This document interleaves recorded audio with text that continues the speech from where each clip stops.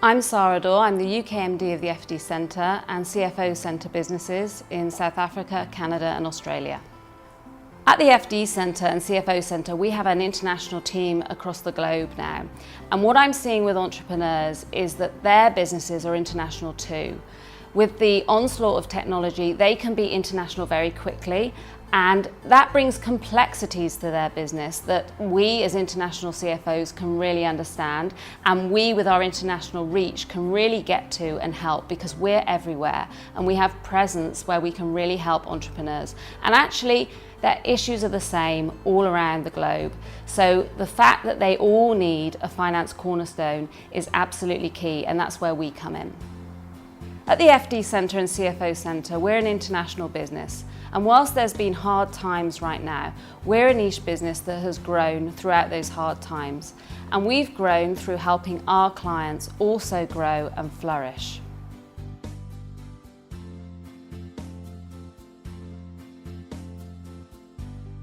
In the UK, we really were hit back in 2008, 2009 around the credit crunch. The banks stopped lending, and it was really tough for the SME mid-tier community. However, since then, the banks have taken a bit more of a proactive approach, and lending has eased somewhat. The entrepreneurial community have really grasped innovation and started to build up their businesses. However, we're still seeing the lack of transactions, so the M&A activity hasn't come back to pre-2008 levels, though it's coming steadily. And obviously there are certain sectors that are really badly hit still. Property, construction and retail is still struggling somewhat in the UK.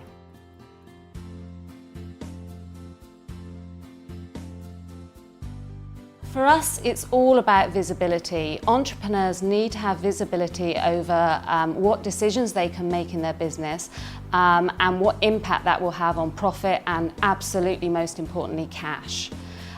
We would always take that approach where we would give them visibility around how they've done, how they're doing, and what they can do in the future to make the better decisions in their business. The key performance indicators in a business are absolutely fundamental. We would really encourage entrepreneurs to put KPIs into their business. Most entrepreneurs already have a few key indicators that they know instinctively, but we put some rigor and backbone behind those numbers so they really do understand the impact of their decisions when they're making them on their business, and how quickly those will come to fruition. Also, we look at right-sizing businesses. So we're looking to put a business back on a firm footing for growth. And what we would also encourage is that they cut probably a little bit more than they need to, and then they've got some room to invest in future strategy as well. Also, we would look to the advisors around every single business that we work with, and we make sure they're all aligned. And a key part of that is making sure that you've got a really good banking relationship. It's not good to go to your bank if you've got no relationship with them and ask for an overdraft, because you just won't get it. You need to have a track record with them. You need to show that you're really considering the decisions in your business and that you're building a track record with them. And then they'll begin to trust you, and then they really will work with you to support your business going forward.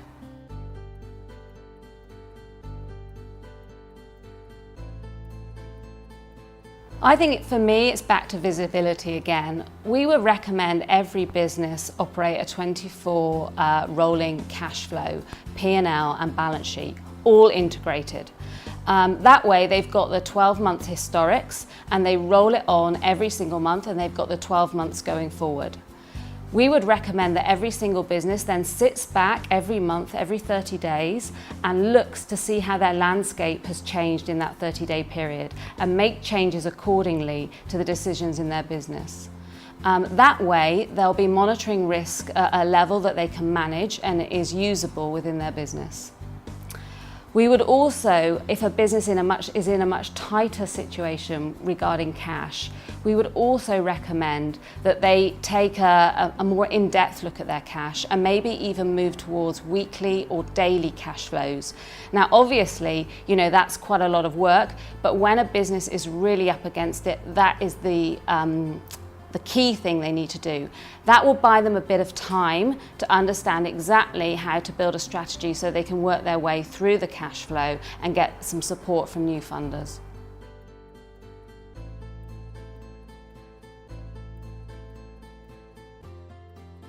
Absolutely. I think the difficulty in raising money and the difficulty in getting working capital and cash flow into businesses right now has meant people have to be resourceful. They've been innovative. They've started looking around and they've started communicating with each other. In the UK, we're seeing a big uprising in entrepreneurial clubs, entrepreneurial exchanges, and this is where entrepreneurs are willing to get together and start researching other people's ideas. They're also looking to new media as well. Social media is another way people can communicate, and they're using it as channels to market as well, and building networks around their business to help them forge forward.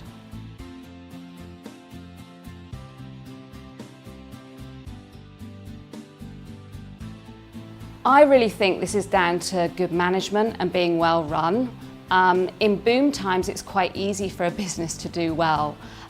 When it's harder, the FD or the CFO really does earn their salt, and they really do work. I think businesses have to have clear positioning in the marketplace. That's key. Do they know what they do? Do their competitors know what they do? Do their customers know what they do? And do their employees know what they do? Key channels to market. So are they exploring new channels to market? Are they making most of the channels they've got? What about the right team around the business owner? So a good cornerstone of finance is absolutely important here, which is where we come along. But equally, they need to have a good team around them in in all the disciplines.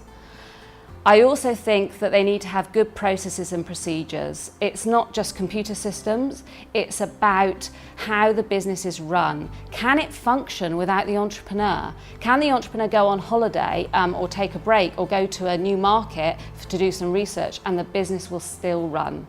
And of course that therefore links into succession.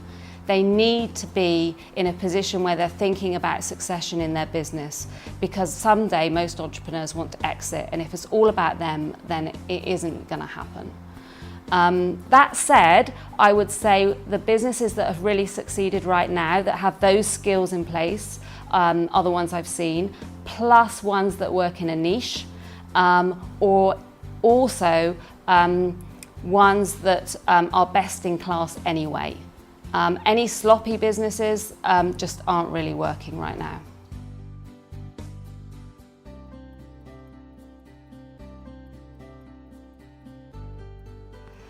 Well, I personally think we've hit the worst in the UK. So I think we've hit the bottom, but the issue then is how long it's going to take to come back onto a level playing field and also grow again. And that's the big question, because I think that's going to take a number of years. And the issue there is that entrepreneurs get tired. You know, they've been through a lot recently, and the fact that this is going to take a long time is they need to re-energize. They need to be able to be in a position where they can relook at their business, right-size it, and invest for growth and have some energy around that.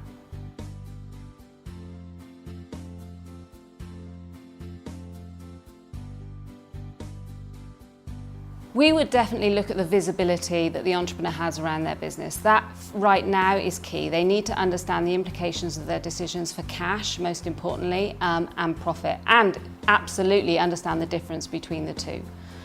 We would also look at understanding the core profit drivers in a business and really focus on those and potentially outsource everything else. It's all about the engine of the business, that's the engine for cash and the engine for profit. If a business needs to be right-sized, we'd do that absolutely and cut back a tiny bit more so that they could invest for growth. Equally, we'd look at making sure that all the advisors are aligned around that business. Then they can all work together to support the business. For an entrepreneur, if you've got your advisors around you and they're all rooting for you and aligned around your strategy, that has to be a really, really good thing. They need to look at risk. Entrepreneurs, in my view, often don't see risk. They're very optimistic and they're going to climb a mountain, and if everyone follows them, that's great. But they need to have someone around them that's going to manage risk. Their shareholders may have a different risk profile for them. Their management team may have different risk profiles, and I see the CFO's role very much as aligning risk in the business, aligning the management's view of risk and understanding the risk profile of the business. And lastly, I see the CFO's role as a lot about implementation. So many businesses have good ideas and good strategies, but for me, it's about implementation. It's about doing it. It's about holding people accountable for that strategy and making sure it really, really gets embedded in the business.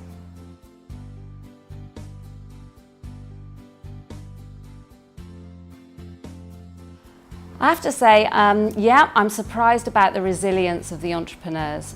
They really are a force to be reckoned with, and in the UK, I really do see that they are going to be the ones that pull us through and make us grow and bring us back out of the recession. So I see that as a very, very positive thing.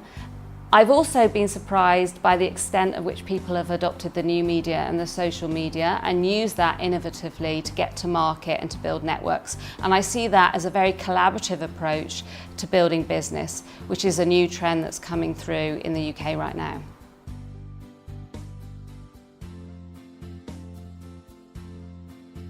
I'm reading a book called Work the System by Sam Carpenter. And our CEO, Colin Mills, has written the foreword for that book as well. It's a great book. It's about seeing your business as a series of systems and how they all work together. So basically, the entrepreneurs can make more and work less, which is, I think, what lots of entrepreneurs want to do.